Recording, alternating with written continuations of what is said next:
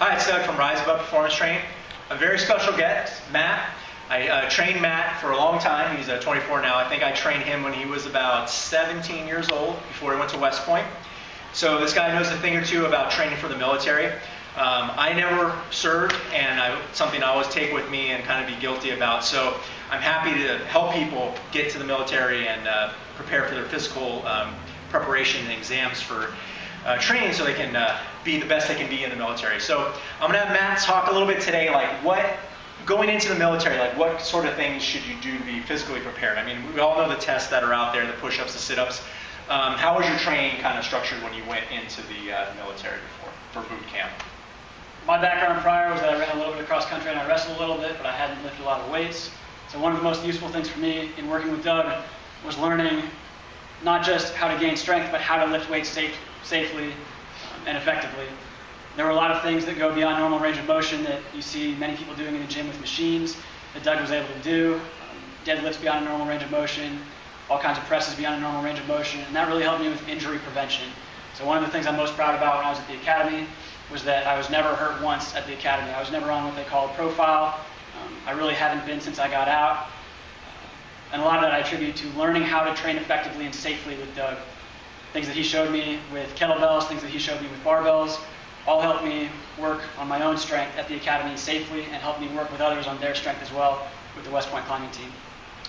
Great. Now, do you think weight training is an important thing to do going into boot camp, or can you just do your running and your push-ups and pass? Some people can get away with just running and push-ups. As you can see, I'm a little bit of a smaller guy. There are many that come in looking like me, although it helped me to do a lot of weight training prior. And not just to do strength training, but to learn how to strength train so that I could do it not just with Doug, but on my own.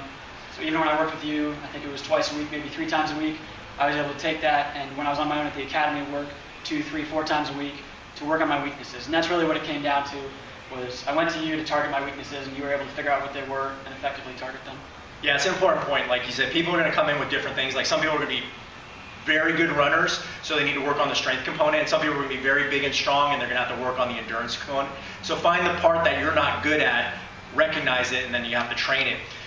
Going forward, so what is your training like now? Do you still incorporate a lot of weight training? I know we worked out today together, but do you still do that within your training now that you're fully invested in the military? My job now is that I'm a platoon leader. I have 34 infantry soldiers, or 33 infantry and 1 medic. We do running once a week at least, usually 5 miles on Monday. Sweat everything out from the weekend. We try to swim once a week so we have a low impact workout, where we also factor in both muscular strength and endurance. And we typically lift 2 to 3 times a week. Sometimes that's in addition to our morning physical training. But we are typically lifting 2 to 3 times a week, and I found it very useful to be able to show guys what a normal range of motion is, what is outside a normal range of motion, what's safe and what's not in the gym. And even though I'm not necessarily the strongest, not always the fastest, it helps to be at a point of where I can coach guys to get them better, get myself better, and show them how to work hard effectively. All right, Matt, thanks for your time, thanks for your service, Thanks, Doug. and thank you guys for watching.